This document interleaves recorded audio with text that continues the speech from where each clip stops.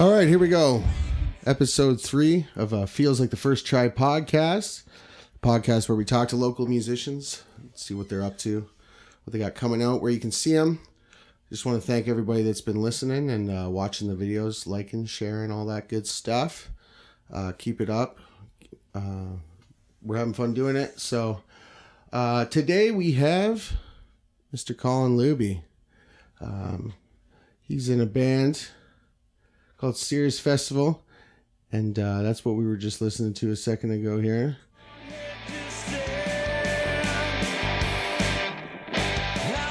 Pretty sweet stuff. Colin, what's up, buddy? Not much, man. Good to be here. Yeah. Thanks for having me. No problem, buddy. Actually, I was looking at your stuff when you posted on Facebook, and I was just like, man, I haven't seen him since I used to see you at the open mics all the time. At the Nest, yeah. Yeah. Nest. So like I just pictured you as like he's gonna be doing some acoustic music, very heartfelt. Putting it all out there. Yeah, there's not much of that. No. Yeah, it's gotten a little bit louder. Yeah, definitely. It's filled out a bit more, yeah. Yeah, man. I was blown away. It's actually, it's just amazing. I'm not going to totally just sit here and blow you forever, but yeah, no, really, I was don't. like, because I had no expectations because I didn't know about you in like a full band. Because I always liked you when you played at the open mics. Oh, thanks, man. I missed the open mics. Yeah, they're still around in a sense, but kind of. There was that era for sure. Yeah, I think you probably got a little bit more like the golden era before I started coming into it. I think I came into it in like 2009, 10. Yeah. And I started and I did it steady every week for years. Yeah. But it was still good. Yeah, definitely. Like when I came in there, it was hard to get a spot to play. It was a lot harder. You wouldn't go for so long, or some people would.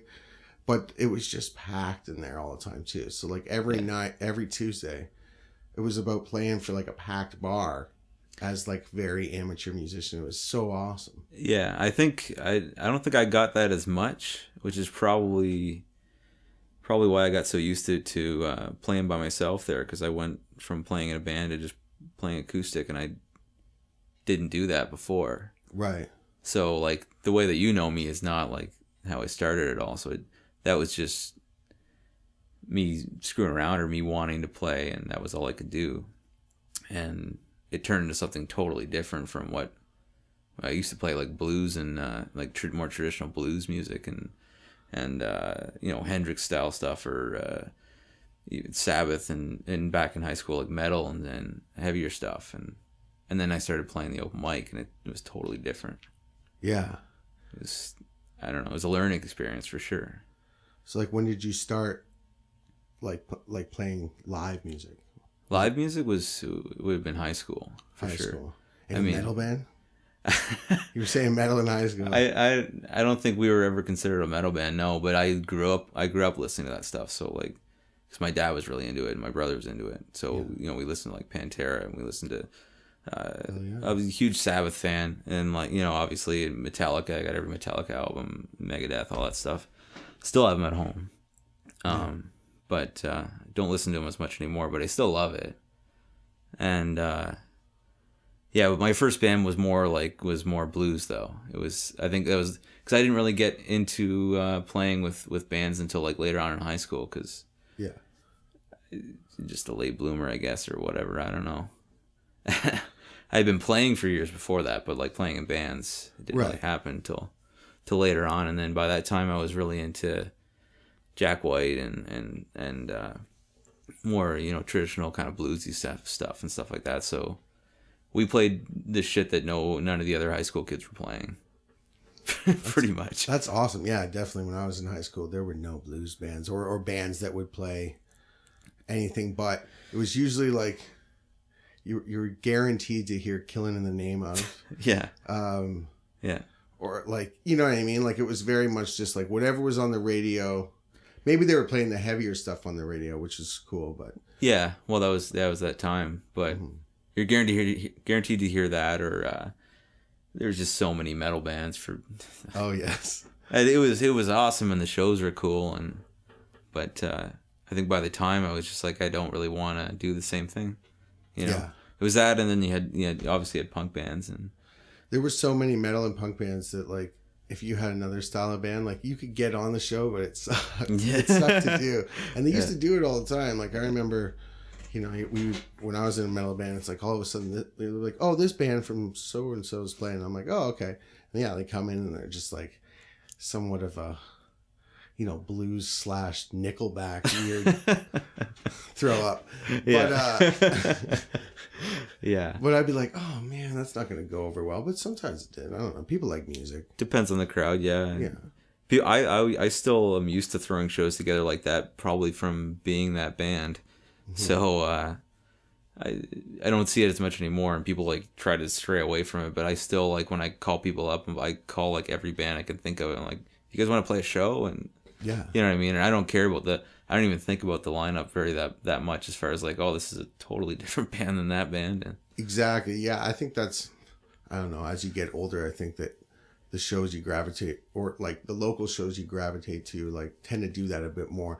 I don't know, unless you're like in a big city with scenes, like definitely in Chatham, like there's no like, you can't be like, oh, it's punk night at so, and like, no, there's no scene at all. Yeah, there's 2 punk bands. So now like definitely everybody will get together. I don't know. Yeah. I just, since going to Windsor though, like I haven't played a show like that in a while, except for like a few weeks back we did one, and somebody else put it together and invited us out. It's a friend of ours, and they invited a band down from Toronto who no one had really heard of either, but we were like, oh, a band from Toronto, sweet, they're coming down, and another band from Windsor, and it was a totally eclectic mix of like, it reminded me of those old shows. Yes. Because it was, the girl that was hosting it was Leanna, or the Lily Danger Band from Windsor. She, you know, she's like light folk rock. I don't really know who to compare her to. She's got a fantastic voice though, but it's more, you know, light music, and like she covers like Adele and some other more mainstream artists or whatever, and then the band from Toronto turned out to be this super heavy band that reminded me of those old like hardcore bands, just, you know, the chunkiest riffs and like everybody's headbanging. And I was loving it. I was sitting at the bar, I was headbanging, and I was this is the best. But it was like, and then it was the weirdest show though, because we had like a noise curfew or something like for 11 o'clock, so we didn't even have drums. So I was like, and we ended up doing like an acoustic set with piano, which was fine, which is really good. But like, it ended up being like the weirdest mix of bands though, like all together the whole night. But it was still a lot of fun. Yeah, that sounds like a blast. Yeah, no, it was awesome.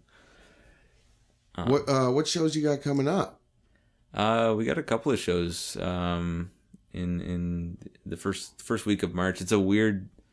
It's ended up weird just because we booked our official CD release party for March 10th. It's a Friday night at the Dominion House in Windsor. Nice. I think you played there before, right? Yeah, I played not as the band, but I did like one of Dave Russell's songwriter things, where like I think 3 or 4 guys. There was 3 of us. There's supposed to be 4. Yeah. But 3 of us just get up on stage, and it's like a songwriter series. So like you just talk about the song you wrote, play it. Really? Next guy does it. I didn't know Dave did that. I think he does it like once a month. I don't know if he still does it. It's like one Thursday a month, I believe. Oh, really? Okay. Yeah, check to see if he still does that. Dave's the man. Dave is the man. He's awesome. But I'm hoping to get him here. We were talking about it, so yeah, oh, yeah. It's he's the man. Windsor's got a lot of good music. There's so much. It blows my mind. Like, yeah. I mean, there's so many good people from Chatham too, and a lot of them gravitate towards Windsor too, or the bigger cities, because Chatham's Chatham. Exactly. And, you know, it is what it is. Like, you know, I go down to Windsor for sure. Like Jen and I, you know, we play acoustic cover act together. We went out for Valentine's Day last Monday. Not the Monday that just happened, but obviously like right before Valentine's Day. Yeah. And we're just in the restaurant and we're like, I wonder if there's any open mics. And I looked it up, and there was an open mic at the Fog Lounge. Oh, that's like one of the best ones. Man. Yes, it's like, and so I'm like texting some people, like, you gotta go, it's the best one, it's the best one. So I'm like, okay, let's go. Like, what a nice little date. We'll go play a set. Yeah. And man, blown away at the talent that was at that place. There's it's crazy. It's the thing that blew me away too is probably just from coming from Chatham, but it's a Monday night, and the place is always packed. Yeah. And it doesn't even matter for musicians. It won't always be like a ton of musicians, but there'd be a crowd there though on a Monday night. Yeah. And people that are into the music, because like you pretty much have to be in Fog because like you don't have anywhere else to go, so you're probably there for the music, right? Definitely, you can't get away from it. That's for sure. Yeah. So it ends up being just an amazing night, and the host has changed recently. I think Tony Coates is doing it now. He's awesome. Yeah. Oh, he's phenomenal. Crazy good. He's got his hands into everything there, and he's fantastic. He's one of those guys like you're talking about. Like, there's just so much stellar talent in that city. I was blown away by that guy for sure. Like, just held himself really well. Like, kept that open mic feel of everybody has their, their spot, and then he's also just really, really good at music too. So I appreciated all of that. Like, he's in so many good bands. Yeah. It would suck if he wasn't a nice guy, but he is. He's a really nice guy, because you'd be like, man, he's really, really good. Yeah. I don't like it. No, he's a really nice dude. So that's he's awesome. But yeah, Fog is definitely it's already one of the best venues to just play at in general there, or see bands at, just because of the atmosphere of it, and like I'm pretty sure they were voted like best live venue in Canada one year too. I could see it. Which you wouldn't like if you walk by, it looks like a little hole in the wall, right? It's just a little red innocuous square building. Yeah, you know what I mean. And then you come in and you start to get the vibe of it, and there's art all over the ceiling and the floor, and then all over the walls, like local art for sale and that kind of stuff. And it's really simple, right? It's a bar and a tiny stage, and you're forced to watch the band pretty much, right? Yeah, it fills up quick. And yeah, we're playing there on the 11th. I'm pumped about that. Awesome, man. Yeah, that's awesome. I still haven't actually had a chance to book anything with Tom there to do an official show there. Right. No, I jumped on. Yeah. So I just jumped on the middle of something. Like I was like, hey, can I just like jump on something? And sure enough, he made it happen. So I'm pumped. That is awesome. Who are you guys playing with? Warden. Do you know who that is? No. I see. That's the thing. I haven't had a chance to talk to any of these bands. Like a little bit over email, but just about the basics. Right? They're a Windsor band. Yeah. And then a band called Love Easy, I believe, that's also from Windsor. That's the thing. Is all these right? That's the thing. Is there's so many bands that like people name bands every week to me, and they're like, yeah, we're playing with this band and this band. I have no idea who that is. And I feel like I know most of the scene just from paying attention to social media and newspapers and stuff like that. But I don't. There's so much more to it. Of course, and there always gonna be more creeping up. Oh yeah. Yeah. Always. There's always people coming out of the woodwork there. Fog is the one place for me too. Talking about that again, that was where this album kind of started. So I don't get out very much, but I forced myself to go to one of those. About a little over a year ago, like in January, I think it was January, and just played a 3-song set by myself, and kind of won over the room there, I guess, in a way. Just playing by myself, and then met Luke after that, and Luke gave me his card, Luke Michaud, and he's like, hey man, we should record some stuff together. Another beauty. Yeah, Luke Michaud, what a nice dude. Oh yeah, he's the best. And he's good. He's so awesome. You know what I mean? Like he's a nice guy, but he's also one of the most talented guys I've ever met. Yeah, he just he did so much for me on this record too, to fill in the gaps that I couldn't do. And then if he couldn't do it, he would find somebody because he knows everybody. Right. But yeah, he's still fantastically talented. Every time I see him play guitar, I just feel like a bag of shit, to be honest. I should practice more. Oh my God. Yeah, man. he played with his band Trio de Janeiro recently in Chatham. Yeah. And I went down there and just everything. Like, yeah, he plays guitar amazing, but his voice is just on point now. Like, oh yeah, it's just he brings it. Like, they do not take a second in between songs. Like, there's no like wait for the applause. Like, it's just like right into another one. And he's singing all different ranges. Yeah, it's just really good. That's the thing is I think he puts a lot of thought into it, right? Like a lot of thought into his sets, and he also does it like 6 days a week. The man, he's a machine. Yeah. And so like he knows his sets and he knows what he's playing, and he'll do that beautiful transition between songs too that I have a super hard time with, but it makes it flow so good, and it makes for a great show. Yeah, it keeps the party going. Yeah. You know, it's definitely it's a good idea. Yeah. It's just tough to do. Tough to keep the band together. You got to be really tight, and they're good really guys. Tight. Yeah. Well, yeah, you play Chris Pace on drums. Mm-hmm. I'm not sure if Chris was with them that week, but sometimes they change up a little bit. Yeah. But and Jeremy Coulter on piano. Amazing. He's a part of this band. Is he? He's my drummer. He's your drummer. Yeah. Well, he actually he plays piano on the record. Right. On a couple of songs, and then we just kind of. Again, through Luke, I've met so many people this year. We just kind of made friends with so many new people, and we were looking for a drummer all year because I still didn't have a band while I was making this record.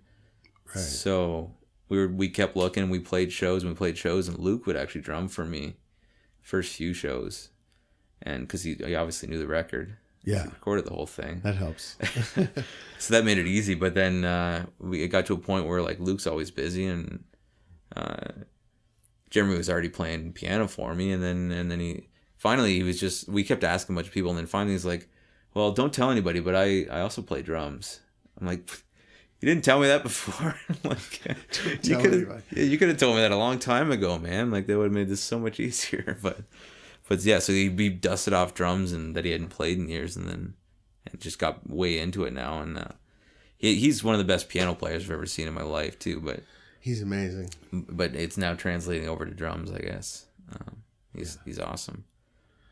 He's been the backbone of the band so far for me. So you got a full band put together now, or are you gonna change up guys when you have to? We're still kind of changing up every once in a while. We have actually Jeremy's brother Johnny playing bass as probably the most solid member for bass, and then but every once in a while we'll have Matt Williams come out too and help us out, or whoever can do it if Johnny's busy, because people have kids now. And yes, story of my life. Yeah, exactly. Yeah, I'm in the same position. Like, the EP that we put out, like, that was just stuff I like kind of recorded at home. Like, I got my buddy Mark, who's in the band. He came and put the keys on that record. But like, really, it was just like a collection of songs I had, and I'm like, oh, let's make a band. So the band is we've had so many different members that do different things, and like sometimes we just don't play with a bass player. Like we play without a bass player, sorry. Yeah. And like just the keys will take over. It's like it's never really one thing. Like even the show we're playing this weekend, like a buddy of mine from Tom Van Dieven. Yeah, he's coming down to play guitar. Oh, nice. And then Brian's coming down to play sax. So it's like some people see us and we have like 7 people, and then sometimes we have just like 4. I think the last time I saw you when you played at the Kent, you had a ton of people up there. Yeah, Tom was up there. Yeah, it was fantastic. It was a great sound. Yeah, it was really surprising. It was not what I was expecting again either, because I'd seen you in so many other bands too. And that's a place you got to bring this record to. I would love to. I would love to play the Kent. It's a huge room, but it's an amazing room. It's a huge room. And so you kind of need a crowd, right? But you need a crowd.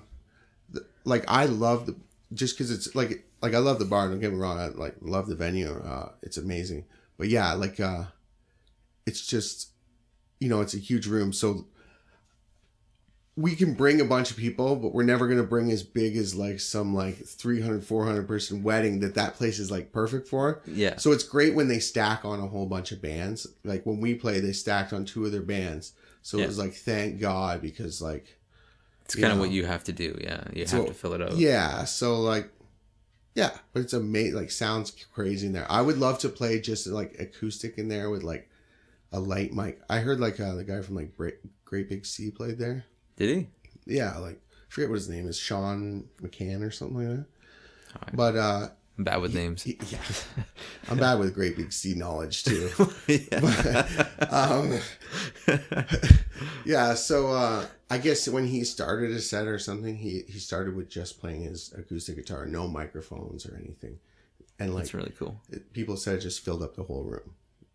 Well, there's amazing acoustics in there, right? It's an old church, right? So and there's what's crazy is on stage there's an organ in the middle of the stage. Yeah, and it still works. They left it, right? Yeah, they like unveiled it at the show we played. Yeah, the long lots, right? They told us, they're like, oh, it doesn't work, and then like all of a sudden the long lots are done. They're out there playing, and I'm like, oh, that's sweet. Yeah, that was the coolest moment of their set, I think. Yeah, I don't know what that guy's name is. He's an amazing keyboard Glenn, player too. I think his name is. Yeah, but he was playing keys all night, and they just walked over and they lifted a sheet off, and he's like, oh, there's a whole working organ there.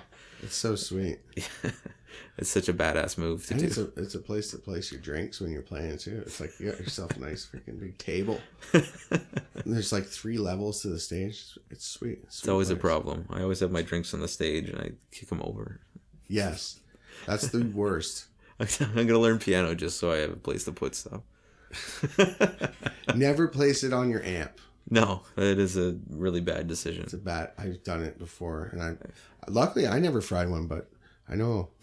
Name drop Matt Broadbent definitely has. Yeah, if he takes time to listen to this, he'll laugh. It's embarrassing. Yes, it's embarrassing. You like the little like grate on the top of those, like like vent. Yeah, it just like fell and poured directly into it. Like, luckily I haven't done that yet. I do remember though playing early shows, and I've had the same Fender Deluxe for years, and it's not open on the top, but I would always set shit on there because I didn't know where to put it. So you'd have like a tuner on there, and you'd have capo and picks and all this shit. Yeah. And I was like, all right, I'm all set, and I'll start playing, and then like 2 songs in, I look over, everything's on the floor. I'm like, shit. You lose a pick mid song or something. I'm never that prepared, So I'd look over and like everything's gone. I'm like, shit. Yeah. I always pull the same move at the Nest when like I play with Jen. I bring out like a kick drum. Yeah. And just like keep the beat playing acoustic. And I'm like stomping it, slamming it. I got a subwoofer and shit. And I always have a drink on the table, and it just slowly like Jurassic Parks itself off the table. You never think about it, right? Until after it spills. And yeah. Oh my God. I forget every single time. There's been a few times where people are like, your drink, and I look and it's just like teetering. I'm like, mid guitar solo. I don't know why I don't learn from my mistakes, but where else are you gonna put it? I gotta put it on a table. It's gotta be close to you, right? And you get that awkward mid. That's the reason our sets don't flow into each other, right? You gotta drink in between songs. Yeah, unless I'm gonna wear like a backpack that I can dispense alcohol through it. It's a good idea, though. It is. I think I'm gonna take that idea now and run with it. I think they have drink holders for your mic now. They do. I've never tried that. It seemed like an alcoholic approach. Yes, to it is. I'm sad if you bring that in and strap it on to the house mic. It's when yours is a double that you have a problem. There's 2 of them there. I'm like, well, I don't want to have to keep asking her. It'd be rude, yeah.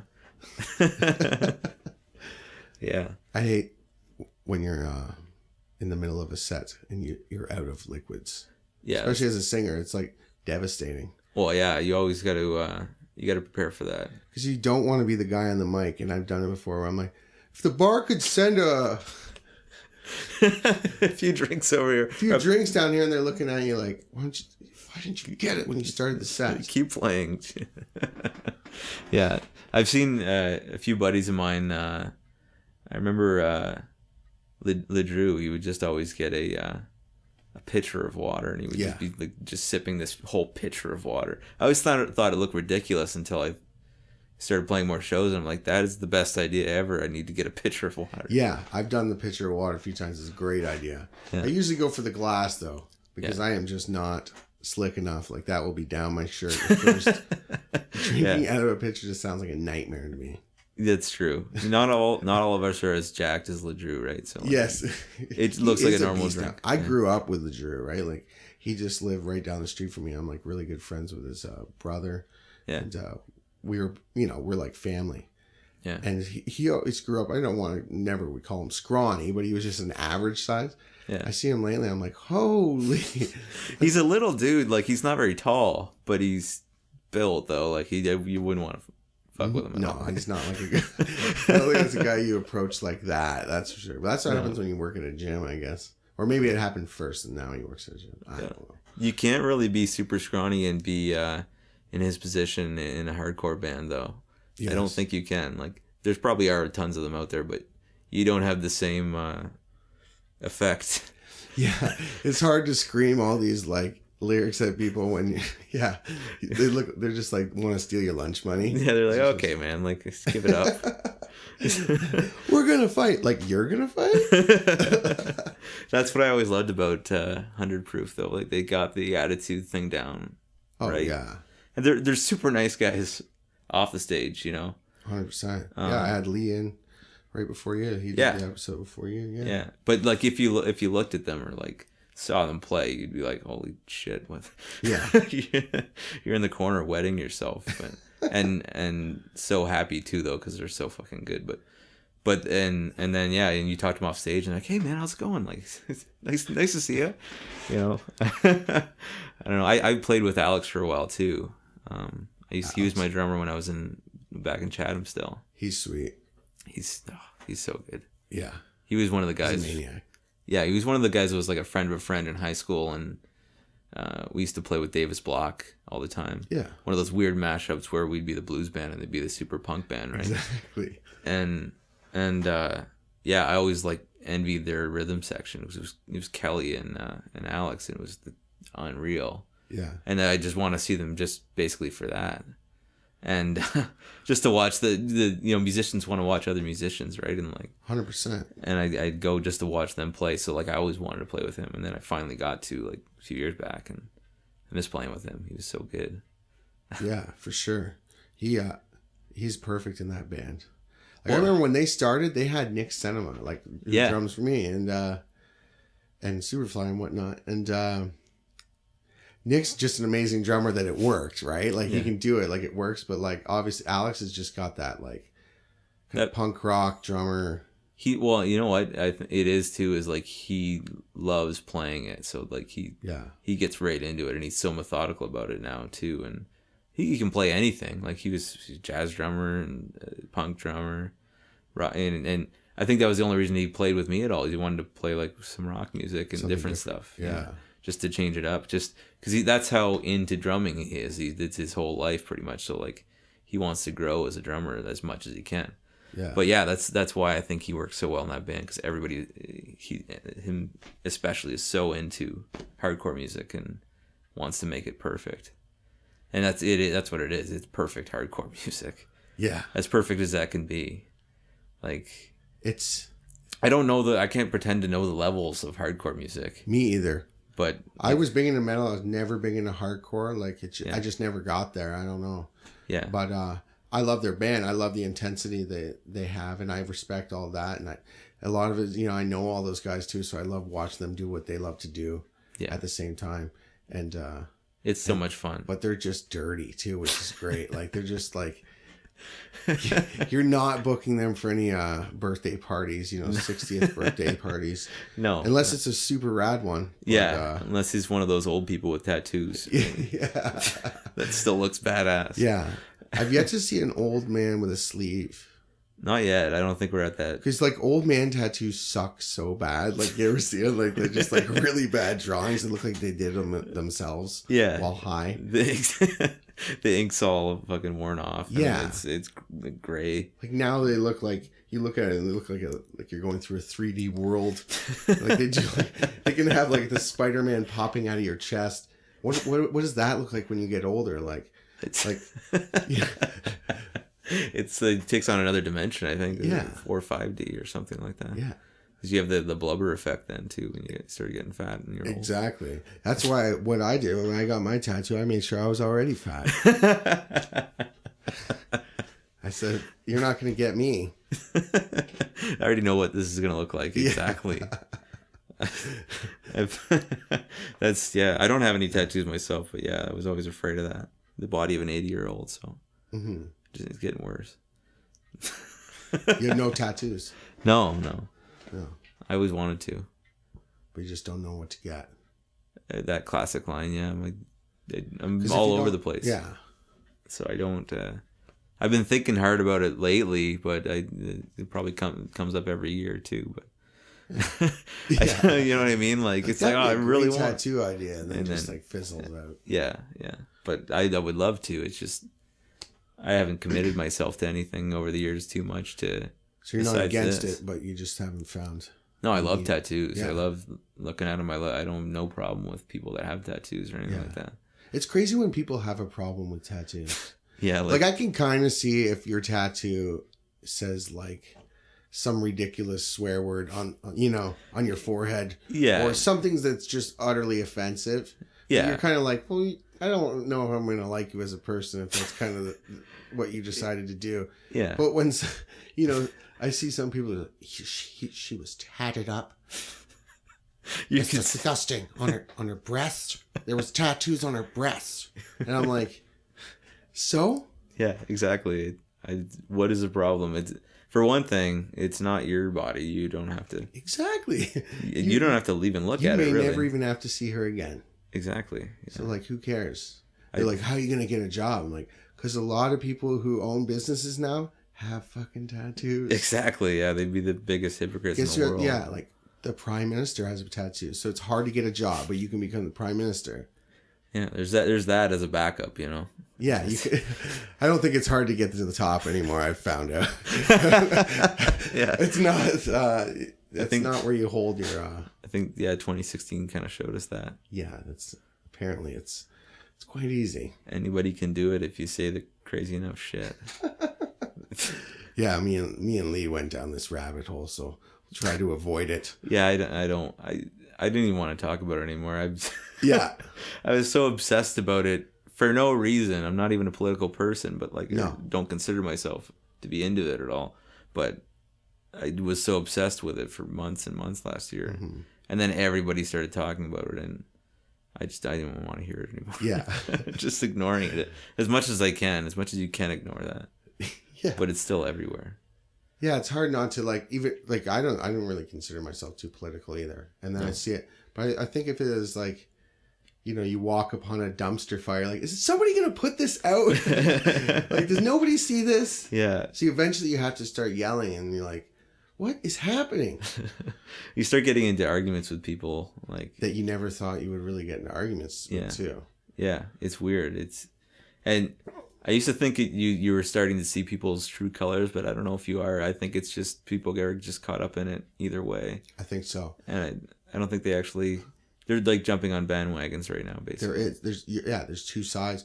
There's a small third side of people that don't care one way or the other. They just, but yeah. Oh yeah. Like, I think a lot of it's just a lot of people are in fear. They look at society, they're like, okay, well, I have to choose. Who do I choose? Who do I choose? Okay, my buddy chose this. 3 over his buddies chose that. Yeah. They're all like, this is what they're posting on Facebook. Okay, I'm going to go with those bros. And then the other bros are like, hey, bro, why are you going with those bros? You're a racist. It's like, no, he's just really confused. Yeah. He saw 10 of his friends reposted this same thing. Exactly. So now he's going to do it. And then you're like, I didn't know you were like that. And he's like, neither did I. What am I like? Wait. Who am I? I need to get that tattoo on my forehead now. I'm a racist. Because Facebook was not that political. No, it never used to be. I think it kind of got a little political with the whole Harper thing. Like, there was a big, stop Harper thing. That was pretty big. That was when I first noticed it big time on Facebook. Yeah. But now it's to the point where I think a lot of people in society are like, well, I better know something.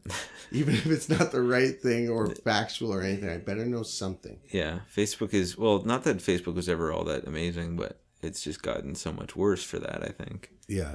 That's a lot of people blamed it for the whole election outcome. How can you not? The fake news How can you not? Yeah. Well, it's like you're saying, people jump on bandwagons and then your friends are doing it. So it's like, shit, I should choose if I'm racist or not, or if I'm misogynist or not. I got to choose a side. Yeah. Because we don't think about it if we don't have to. And that's why I think they weren't racist. Like, I think like they were forced to think about it, and they said, "Hey, I kind of think this way," because either they're scared, or they just don't know which way to go. So, like I said, they're gonna just look at the census of their area and be like, "Okay, all right, I guess I'm not." I think most of them are just scared. Yeah. Yeah. Maybe that's what happened to me. I don't know. Is that why you voted for Trudeau? Did you vote for Trudeau? I did not vote for Trudeau. No, I didn't vote at all. You didn't vote at all in the Canadian election? Not for that one. No, I'm a piece of shit. So. No, not at all. Again, not. I don't know if I could have voted in the States. Like if I was an American, I don't know it would have how been I would have done. I would have probably had to go Hillary just because. Well, yeah, that's true. You know what I mean? But I would feel so dirty after doing it. Take a cold shower. Yeah, you're just like, I hope that was a good idea. And then you lost anyways. And then, or you could throw it away to Gary Johnson and just be like, I tried.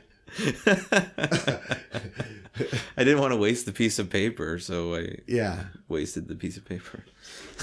Yeah, I didn't want to be that guy that says I didn't vote, because then there's so many people, you didn't vote, man? Yeah. This is all your fault. I'm sure, if anybody's listening to this, they probably hate me by now. They go, no, this guy didn't vote in the election. I listen to this shit. Don't worry, nobody's listening. Don't worry. We've gone too far. There's no way anybody's listening now. Yeah, no. No, I'm just kidding around. I'm still listening to this being like, why did you say that? Anyways. Listening back in a few weeks, yeah. Yeah. What the yeah. But definitely leave the Facebook alone, because I'm so fucking sick and tired of it. Yeah. I don't use it for anything anymore besides putting my band stuff up on there. And I know, that's what I try to do, and then I need to go to like rehab of like how not to get baited in to like an argument. So yeah, once I can deal with that, I don't know, I either have to get rid of it or learn how to deal with that, because I'm always just like, I'll just be scrolling along. I'm like, God damn it, are you serious? You're saying the earth is flat. What? Yeah. You gotta hold your tongue. That's why I just don't write anything on there besides like, hey, we have a show. Yes. And that's it. Like, who's gonna fight me on that, right? What I'll have to do is just hire it out. I don't know how expensive that is. For that's promo, what like or celebrities do. They like give away their Twitter to like some marketing company. And they just say, whatever, pretend you're me. I don't fucking care. I don't want to do it because I want to be better, like marketable. I just want to do it so I don't get baited into ridiculous conversations. I kind of think that would be a great idea, though, just because that person's probably more interesting than me.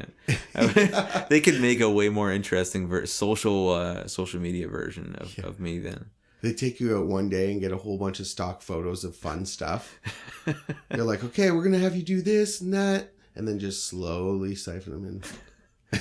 If I can pay them to make me look that interesting, then that'd be great. But I'm not that obsessed with social media, so I don't think I would ever do that. So. No. Yeah, I got a problem. I got to stop doing it. Well, we already got on this tangent of social media. That's part of the problem. Yeah. You're just thinking about it all the time. Yeah. That's like us saying we didn't want to talk about the election, but we probably spent a few minutes there talking about it. We did. We spent way more time, because I want to spend 0 time on it. And then we spent definitely a good we spent that much minutes. That much time explaining how we didn't want to talk about it. Yeah. We're like those people on Facebook that go like, I'm sick of Facebook. I'm done with it. And I'm quitting. Just wanted to let everybody know on Facebook. I'm going to befriend all of you if you don't like this. Yeah. And then like, no one likes I'm done. it. See you guys later. You want to get at me? Get on my cell phone. Because I'm out of Facebook. Let me guess. Girls' problems? Yeah. There's always some more to the story. A week later, they're back. Yeah. There's my dog. And and you're like, why am I adding this person again? Like, what year is it? What do you mean you're just getting it? I don't trust anybody who has one friend on Facebook. No. It's usually a robot. Yes. And then you see it's your buddy who's gullible as fuck. This guy knows you. You're like, man, why did you click on that? That's the best thing ever is you get those robot girlfriends or whatever they want to call them, whatever the term is for it. And, they got 3 pictures up there and it's all a selfie and there's something in a bikini or something. And the tagline is sex, sex, sex or whatever. And, message me. And then you look at, you're like, they have like 3 friends, the hell? And then you look at their related friends or whatever you call it. And there's 2 of your buddies and they're like, what are you doing? Exactly. You know better than this. What the heck? Guys are too easily baited by that. Though. Exactly. They don't... I just imagine like some old dude. Oh, still got it. What does Cindy want to do tonight? She saw my profile pic with my wrinkled tats and she was all over it. A full-on wrinkled sleeve. I'm the only one I know who has one. Oh my god! We're still talking about Facebook. I don't. Yeah, know. done. Except for I was on Facebook now. Actually, yeah, and I saw your albums. What's up with that? Oh yeah, the album. Yeah. Yeah. I should at least plug the Facebook and then stop talking about it. Damn it! You're coming back to Facebook already? Yeah, I should. Go for it. I don't know. Well, yeah. So we're on Facebook, Serious Festival. .facebook. I don't know what the actual website is. It's like facebook.com probably / Serious Festival. You know how to use Facebook. Yeah, people know how to use the internet better than I do. So yeah, it took me a while to put that up there, but it's on there. And there's plenty of links to our Bandcamp too, and bandcamp.seriousfestival or seriousfestival.bandcamp.com. We have songs up there, and yeah, it's all over. Doing any Chatham stuff at all? No, I really want to. I've been talking to a ton of people and trying to get into the Nest, the old stomping grounds, or the Kent, like we were talking about. But I need a group of bands to put that together. Come with us. Oh, Hop on. I would love to. Hop on with us and Border Patrol. They're coming here? Yeah. Fuck. You want to open up? I love Border Patrol, man. I would definitely play that show. We'll just start early and we'll just fucking... Who cares? Who else is playing? I'll talk to Courtney about it, but I'm sure it's fine. Bring an extra band. She'd love it. When is that? What is it? April 22nd. 22nd. Okay. I have to check with my people. Check with your people. See what's up. I'm calling you out right now. If we're listening back to this on April in April and it didn't happen, then whatever. Yeah. But that's brilliant that you got them. The Nest has been doing an indie night once a month. Oh. Where they just want to have like original bands. Perfect. They want to have one from Chatham, and I think this is what they want to do. One from Chatham and then one from out of town. Like we try and bring somebody, and which is great for us, because then they'll bring us out there. So it's like a sharing thing. Maybe we could start to build it. It's like the Long Lots and a band called The Weather. The two bands that were at the show. They teamed up and did the last one, and it was a success. Well, you have to do that. I think when I saw that show, that was how I got to know. I think it's Gary from the Long Lots. Yeah. And then they played with us in Windsor. So that's how that. That's how it works, man. You got to do it that way. I think we're just old school though, because we're not messaging everybody. Right. On the site that shall not be named. Forbidden site. There's so many better sites on the line. Yes, on the line. Don't even go to that one anymore, please. Yeah, I don't like. Except for to visit my page and Old Town Souls page. That's it. Yeah, I think I was saying this with Ryan too. That when my phone rings, I always realize holy shit, this just isn't a Facebook machine. Like somebody's calling me right now. Wow, this is pretty cool. It's usually a 1-800 number though. Yeah, and I'm just like, no, I don't think so. That's the only time I get phone calls. Really, it's either my mom. Yeah. or it's is Mr. Luby there? Yeah, Luby. Let me get him. Just click. Sometimes I give them time. Yeah. I can't. Dude, you want to cruise? I'm like, I just want to cruise by doing nothing. Finally. This is what I've been waiting for. Waiting for this handout. Yeah, No questions asked. I still haven't got into the face call thing yet. FaceTime or whatever. I do it all over that like forbidden website because it's pretty cool. Like the idea is amazing. The idea is so amazing. I think when we were kids, that sounded impossible. That was sci-fi shit. And we don't even care. People don't even care. And like a week after it happened, they're like, "This thing's slow. It's so choppy." What timed out the other day, and like I lost the connection, and I had to restart it. It was fine after that, but it's garbage. I had to have normal phone sex. This is shit. Yeah, and it's like you're not even paying for the phone call, really. Like, no, it's amazing. It through that website. But I still can't get into it yet. I don't. It's weird for me. Oh, get into the act of like... Yeah, it's still weird for me. Do you look at them or yourself? Sometimes I get caught looking at myself. Not that I want... I just want to be like, oh man, I look like an idiot talking right now. Trying to update it a bit, like trying to use some better inflections and like... The whole time you're looking at yourself to like position yourself better on the chair. Like, get a little man boob action going there. Like, stretch it out. You got a triple chin going here on the position. That's the problem with the phone. Like, there's not a view that makes you look well. Unless you answer it holding it above you. Like I have to be like this to answer it. The selfie. Sorry, view. Nobody can see that, but I'm holding it up in the air because if not, it's just coming at chin. I just look like ridiculous. I look like I have like a weird giant head.